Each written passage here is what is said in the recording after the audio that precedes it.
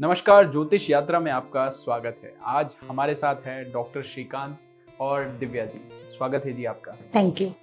दिव्या जी, मैंने ये सुना है कि जो शनि महाराज है हमारी कुंडली में, वो बहुत रुकावट डालते हैं, कामों में देरी लाते हैं और मतलब मैंने ये भी सुना है नुकसान भी करते हैं। तो इस पर आपका क्या कहना है? अगर शनि ग्रह की बात करें या शनि महाराज की बात करें तो आजकल के समय में जो बहुत नॉर्मली देखा जाता है कि शनि ग्रह को ना बहुत निगेटिव तरीके से पोर्ट्रे किया जाता है, डराया जाता है लोगों को। लेकिन शनि के बारे में एक चीज और है कि शनि को न्याय का देवता भी बोला जाता है। तो अगर हम बात करते हैं पहले शनि की चाल की, शनि जो है सबसे स्लो मूविंग प्लेनेट माने जाते हैं। तो जब आप कुंडली की बात करते हैं तो एक राशि चक्र पूरा करने में, यानी पहली राशि से 12वीं राशि तक पूरा एक चक्कर लगाने में शनि को पूरे 30 साल लगते हैं। यानी हर राशि पे वो 2.5 साल के लिए रहते हैं। तो ऑब्वियसली कोई इंसान के ही बारे में अगर हम बात करें तो वो धीरे धीरे अगर किसी जगह पे आराम से काम कर रहा है तो रिजल्ट लेट आएंगे, लेकिन रिजल्ट्स जो आएंगे वो बहुत पुख्ता आएंगे। अगर आप दूसरे शब्दों में हम ये कहें कि शनि जो न्याय के देवता हैं, वो आपके कर्मों को अपनी कसौटी पे अच्छी तरह से पहले परखते हैं और परखने के बाद में जो रिजल्ट्स आते हैं ना, वो आपको लाइफ लॉन्ग पॉजिटिव इम्पैक्ट देते हैं या नेगेटिव। अगेन ये डिपेंड करता है आपने कर्म कैसे किए हैं। तो शनि को नेगेटिवली तो पोर्ट्रे किया जाता है, लेकिन ये भी कुछ चीजें आप देखिए, अगर शनि जो हैं वो दीर्घायु के भी कारक हैं, आपको लॉन्ग लाइफ देते हैं अगर वो आयु भाव में बैठ जाते हैं। तो शनि जो हैं किसी काम को कराते धीरे धीरे हैं, लेकिन जब वो काम पूरा होता है तो उसके जो रिजल्ट होते हैं, परिणाम, वो लाइफ टाइम स्थिरता देते हैं आपके जीवन में। तो डिपेंड करता है आपके कर्मों पे, कर्म के हिसाब से आपको न्याय मिलता है। अच्छे कर्म होते हैं तो शनि महाराज लाइफ को बहुत अच्छा बना देते हैं, और जो कर्म बुरे करते हैं तो उनको फिर न्याय के देवता पनिशमेंट तो देंगे ही देंगे। बिल्कुल, ये तो कर्मों का भोग है जो भोगना पड़ेगा। तो डॉक्टर साहब, मैं आपसे पूछता हूँ कि जैसे शनि के बारे में बात हो गई, कुछ लोग कहते हैं कि हमारी शादी लेट हो रही है, शादी में रुकावट आ रही है, कुंडली नहीं मिलाई इसलिए हो रहा है। तो क्या सर ये कुंडली मिलाने से शादी सफलता या असफलता में कुछ हाथ है, मतलब ज्योतिष का या हमारी कुंडली मिलान का? देखिए, शादी या किसी भी अन्य काम में, जैसे अभी आपने बात पूछी थी कैरियर के बारे में, ठीक इसी प्रकार किसी भी की सफलता या असफलता ये निर्धारित कभी भी ज्योतिष नहीं करता है। ये तो उस जातक के अपने कर्म हैं और तदनुसार बना हुआ उसका भाग्य है, क्योंकि भाग्य कर्म के ही आधार पे बनता है, जिसके की फल वो भोगता है। फिर चाहे कोई भी चीज हो, पढ़ाई हो, कैरियर हो, शादी हो, कुछ भी।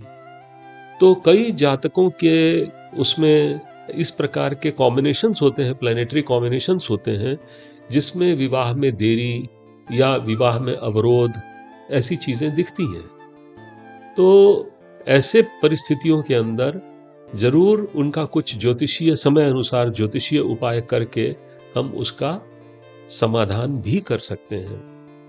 अब रही कुंडली मिलान की बात, तो कुंडली मिलान एक ऐसी क्या कहें हम, हमारे हाथ में एक ऐसा इंस्ट्रूमेंट, एक ऐसा हथियार दिया है हमारे ऋषि मुनियों में, जिससे कि हम विवाह के पहले लड़के और लड़की के कुंडली को मिलान करके हम ये मालूम कर सकते हैं कि कितना उनका सामंजस्य अपने वैवाहिक जीवन में रहेगा, मानसिक, शारीरिक, सामाजिक, सब तरह से।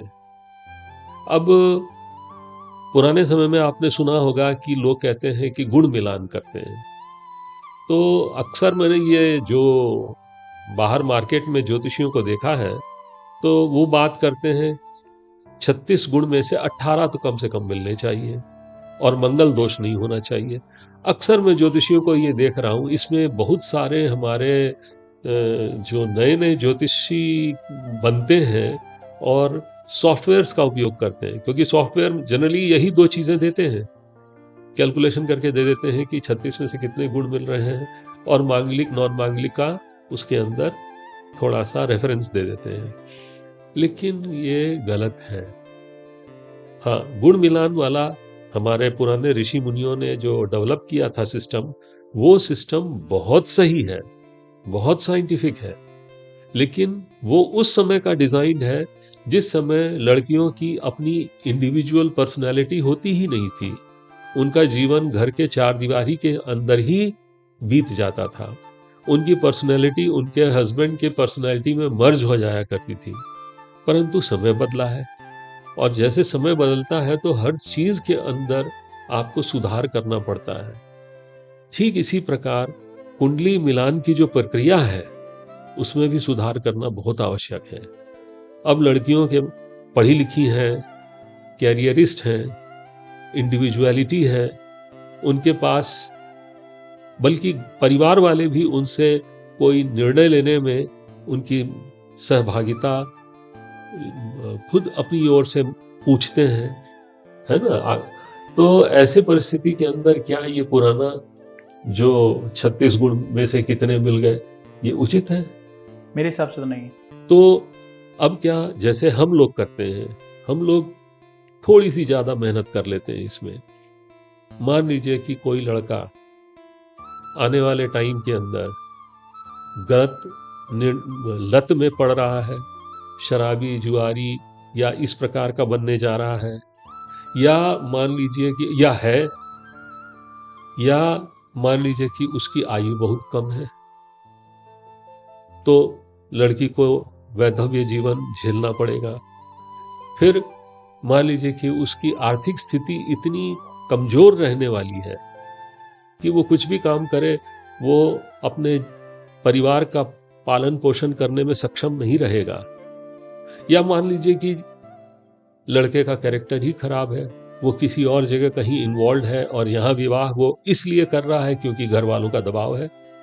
पिता ने कह दिया कि तेरे को मैं बेदखल कर दूंगा अपनी जायदाद से, तो मजबूरी में हम कर रहा है। ये सारी चीजें आपको ऊपर से देख के नहीं पता चलेंगी। हाँ, समाज में आप जासूसी जैसे करके पता लगा सकते हैं। आजकल मैरिज में बाकायदा ये इस टाइप की सर्विसेज भी अवेलेबल है। डिटेक्टिव, हाँ नहीं, ब्यूरो नहीं, वो अलग है, डिटेक्टिव द्वारा सर्विसेज भी अवेलेबल है मैरिज के लिए। ओके। महानगरों में है, लेकिन फिर भी नहीं पता चल सकता है। कभी पता चल जाए, कभी ना भी पता चले। हमारे ज्योतिष में सब पता चलता है। तो अगर आप ढंग से केवल 36 गुण पे ना रह के अगर सारी की सारी पैरामीटर्स को मैच करें दोनों पार्टियों की, मैं नहीं कहता कि लड़का ही केवल कैरेक्टरलेस हो सकता है, लड़की भी हो सकती है, तो आप दोनों के ही सारे पैरामीटर्स को मिलान करें और फिर विवाह के लिए सहमति दें। तो आप बताइए क्या कारण बचता है कि उन दोनों का विवाह बहुत ही बढ़िया, उत्तम, सुखपूर्ण और सामंजस्य से भरा हुआ नहीं होगा।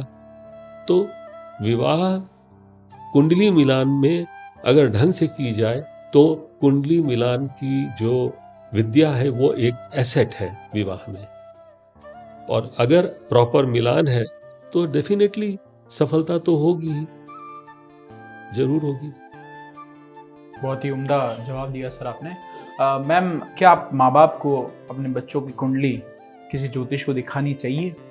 आजकल ट्रेंड सा चल गया है, जो नए नए पेरेंट्स बनते हैं ना, तो पेरेंट्स बनते के साथ ही चाहते हैं कि हमारे बच्चों की जो है कुंडली बना के आप बताओ कि इनका आगे लाइफ कैसी रहेगी, इनका नेचर कैसा रहेगा, कितना पढ़ेंगे, पैसा कितना होगा एंड एवरीथिंग।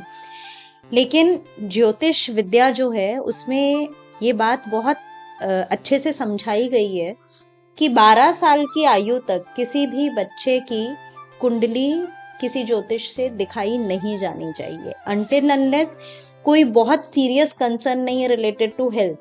क्योंकि 12 साल की उम्र तक तो बच्चे की इंडिविजुअल कुछ पर्सनालिटी है ही नहीं, वो तो अपने माता पिता की छत्र छाया में रह रहा है। जैसे पेरेंट्स ने उनके लिए डिसीजंस लिए हैं वो उस हिसाब से उनकी लाइफ जो है वो लीड करती है। किस स्कूल में एडमिशन कराना है, वो कहाँ किस तरह से रहेंगे, कहाँ जाएंगे, सारे डिसीजंस पेरेंट्स लेते हैं। तो 12 साल की उम्र तक ना तो बच्चों की कुंडली दिखानी चाहिए, ना उनके लिए कोई रेमेडीज करानी चाहिए। हाँ, अगर स्वास्थ्य से संबंधित बच्चे को कोई बहुत सीवियर कुछ इश्यूज हैं तो उस केस में ज्योतिष की सहायता जरूर लेनी चाहिए। बहुत बहुत धन्यवाद। तो सर, प्रश्न मेरे ये है कि क्या ज्योतिष से हमारी आध्यात्मिक यात्रा का पता लगाया जा सकता है?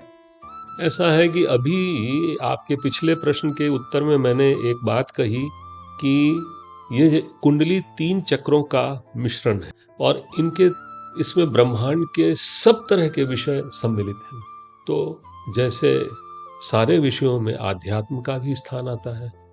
डेफिनेटली कोई व्यक्ति अपना आध्यात्म को परस्यू करना चाहता है या तपस्या करना चाहता है या जो भी, तो उसका डेफिनेटली कितनी सफलता मिलेगी, नहीं मिलेगी, किस उम्र में वो परस्यू करेगा आध्यात्म को, सारी चीजें आप पता लगा सकते हैं। क्या वो सचमुच का ट्रू आध्यात्म है या वो केवल एक दिखावा मात्र कर रहा है, सारी चीजें आप ज्योतिष के थ्रू पता लगा सकते हैं। तो मैं धन्यवाद करना चाहता हूं डॉक्टर साहब आपको, और दिव्या जी आपको बहुत बहुत धन्यवाद कि आप हमारे इस एपिसोड में आए।